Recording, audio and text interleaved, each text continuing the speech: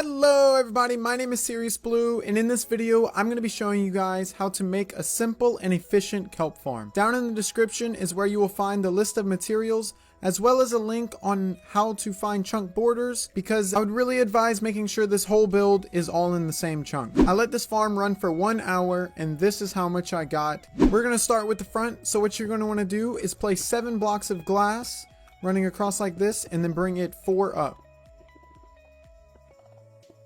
Now what you're going to want to do is take your building block of choice and bring it all the way up to the top of the glass and bring it 2 back as well.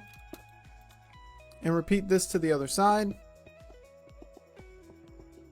And then we're going to bring 1 strip across the bottom like this. Now we're going to come inside and place 6 pistons facing in this direction, leaving the last block open, and then we'll come to the other side and place our observers facing in this direction, making sure that the eye is facing this way and the face looking part is facing this way. And now we're going to fill in this wall with blocks. Now what you're going to want to do is come inside of here, and on the block with the observer you're just going to place your water sources right onto there, and then we're actually going to fill in this row just for now with blocks so that there's no water in there. By the way, you can place kelp underwater on any type of solid block. Glass is not considered a solid block, but snow and top half slabs are. So basically it'll work with almost anything you try. Then you're going to take your kelp and fill up all of these water blocks just like this with your kelp. The reason we are doing this is so that every single one of these pieces of water is considered a water source, which is what you'll need for the farm to work correctly. If you don't want to bring that many buckets in order to build this, all you need is 2 buckets of water, and you're just going to dig a little 3 long trench, place 1 bucket here and 1 bucket here, and now this block right here is an infinite water source, and you can take from this block and fill in all of those gaps, and then you can even take from this block to refill your buckets and then go ahead and close this up. Now what we're going to do is go ahead over to the back and place blocks all along the pistons, as well as a line of redstone along this. So what is going to happen is the observer is going to observe that there is a change in the block, which is going to trigger the redstone, which is then going to power the pistons.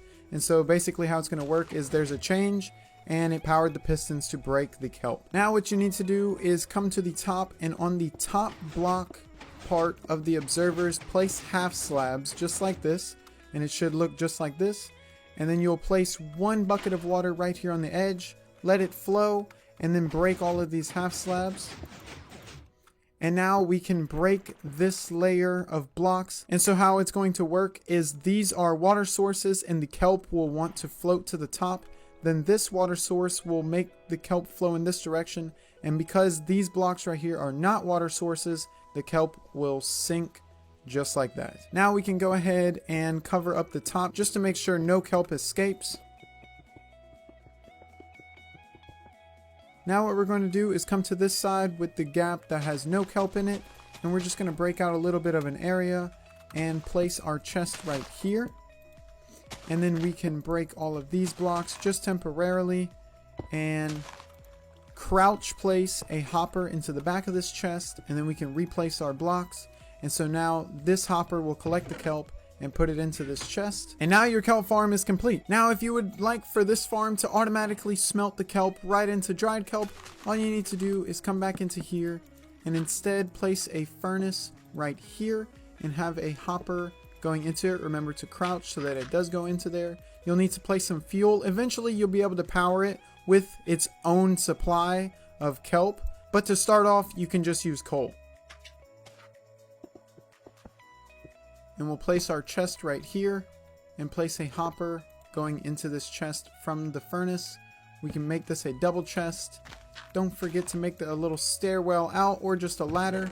And now what will happen is the kelp will go up down into these hoppers, which will flow into this furnace, which will then smelt the kelp and make it dried kelp right in here. If you guys notice your farm doing this where the kelp just kind of sits there towards the bottom, this is okay. Just give the kelp a little bit of time. Eventually it will float to the top. I really hope that helped you guys out. If it did, definitely press like and subscribe, and if you have any questions, leave them in the comments. Peace.